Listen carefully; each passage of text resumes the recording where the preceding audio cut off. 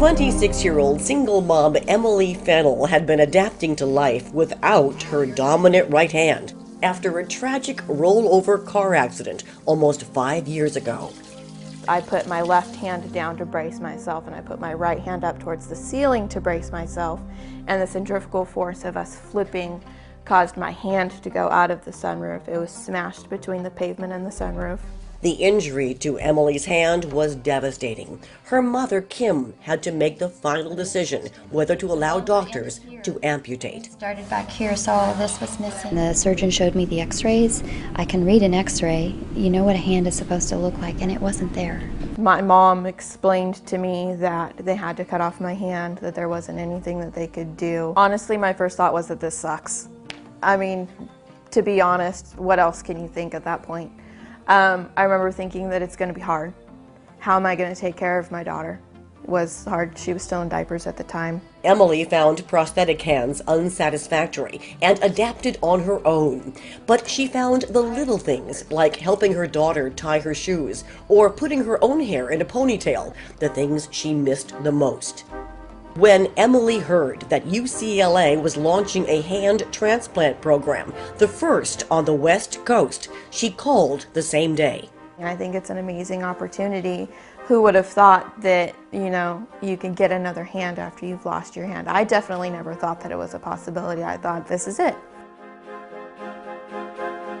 We actually screened over 50 patients to find our first candidate.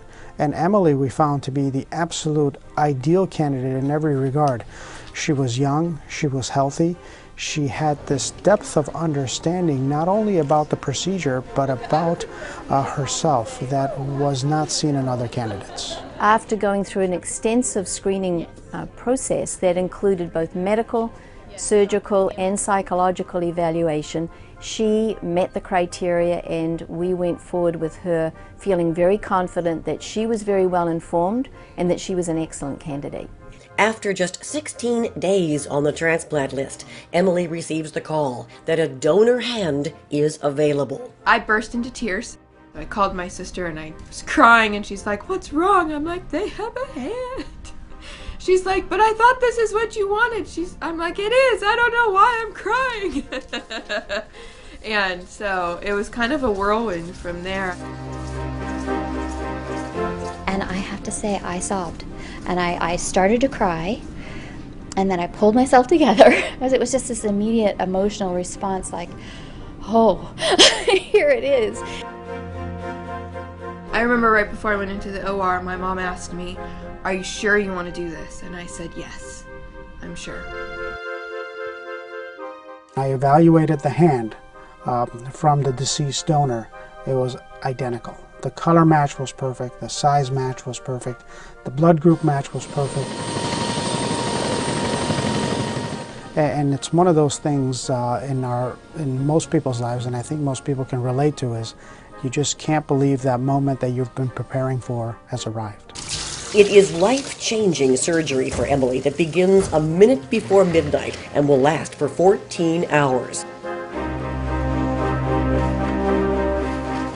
Working in 2 teams, 9 surgeons and an army of highly trained medical staff work to identify every structure on both the donor and Emily's hand as they prepare to join the two together.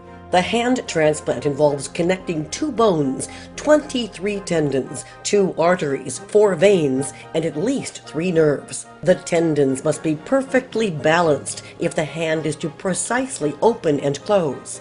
Through microscopes, surgeons sew together life-giving arteries and veins, and the nerves that will give Emily's new hand feeling, the human touch.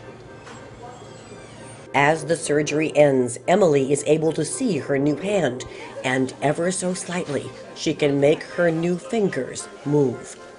Can you try moving it? Oh, yeah. You move your fingers. Try it again. You see? You move your fingers. Emily is moved to intensive care, where her mother and sister are waiting.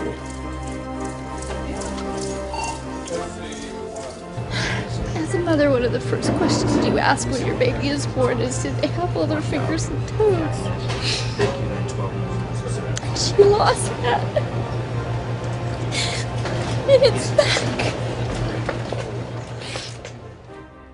What was really one of the most emotional moments for me was to see her mother.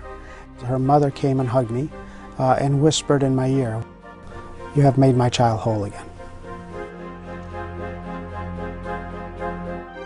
The hard part for the surgical team is over, but Emily's journey has just begun. This is a clinical trial. There is much to learn about immunotherapy drugs necessary to stave off rejection of the donor hand, but which can carry serious side effects. And Emily must work relentlessly to recapture function and feel. I hope she'll meet her goal, being able to put her hair back in a ponytail and return to normal life. She is adapting to taking all of her medications. She's adapting to an extremely rigorous outpatient therapy schedule. She's learning that it's going to be a lot of hard work, so she's doing extremely well. You're singing. I almost knocked it over. There you go. Emily is an inspiration. She has a wonderful smile. She looks at her both hands, and I can see in her eyes that she has what she wants. And she is going forward with her life now with two hands. And I can see it in her face, and I can see it when she puts her arm around her little daughter. This is a young woman who has a new lease on life. My goal is to function with it like a regular hand and not have to think about it. And from what I understand from Dr. Azari and the other candidates that he's seen, that's entirely possible.